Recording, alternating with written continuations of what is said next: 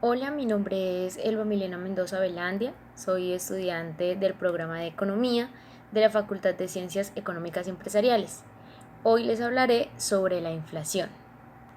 Se entiende por inflación el incremento en el nivel de los precios, o sea que la mayoría de los bienes y servicios disponibles en la economía empiezan a crecer en forma simultánea. La inflación implica por ende una pérdida en el poder de compra del dinero, es decir, las personas cada vez podrían comprar menos con sus ingresos, ya que en periodo de inflación los precios de los bienes y servicios crecen en una tasa superior a la de un salario. El fenómeno inverso a la inflación es la deflación, y esta ocurre cuando una gran cantidad de precios decrecen de forma simultánea, o sea, una disminución del nivel general de los precios. Y para cuantificar la inflación, o sea, para medir el grado en que los precios varían periódicamente, se emplean los índices de precios. Para ello se utiliza el caso del índice de precios al consumidor, que se cuenta con un patrón de consumo representativo o canasta de consumo típica, la cual incluye cuáles son los bienes principales que las personas demandan y su ponderación respectiva, de modo tal que algunos bienes tienen un mayor peso dentro del índice y así entonces se obtiene una valoración de los aumentos de los precios. Existen algunos tipos de inflación.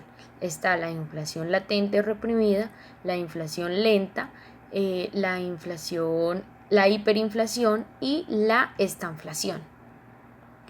La inflación latente se da cuando los gobiernos establecen controles de precios, impidiendo de ese modo que los índices de precios reflejen totalmente la realidad. La inflación lenta es cuando durante un periodo prolongado se da una baja y estable tasa de inflación. Luego sigue la hiperinflación, también es conocida como inflación galopante, y es aquella situación en la cual se da un muy rápido crecimiento de los precios, o sea, las tasas de inflación son muy elevadas. Bueno, y la estanflación generalmente se conoce como estanflación a un problema de estancamiento con alta inflación, o sea, un bajo crecimiento de la producción y una tasa alta de desempleo con una aceleración de la inflación total. Cuando se habla acerca de una inflación, son los factores que generan y surgen una serie de distintas teorías al respecto. Por ejemplo, aquellas que consideran que la inflación es un fenómeno exclusivamente monetario y otras que consideran totalmente lo contrario. Entonces toman en cuenta otros determinantes para explicar este fenómeno. Durante algún tiempo han existido divergencias en cuanto a la validez de ciertas de estas teorías. Algunas causas para la inflación está la inflación por presión de la demanda, que es un aumento en la demanda agregada. Por ejemplo, un aumento del gasto público genera una presión al alza sobre los precios, o sea, provocando una gran inflación.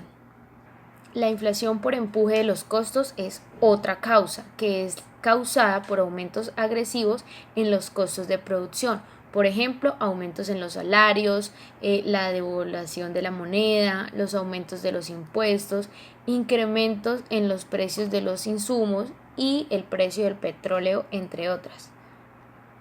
También está la inflación por raíces estructurales, que los estructuralistas atribuyen la existencia de la inflación a factores no monetarios como lo son la organización económica y social del sistema.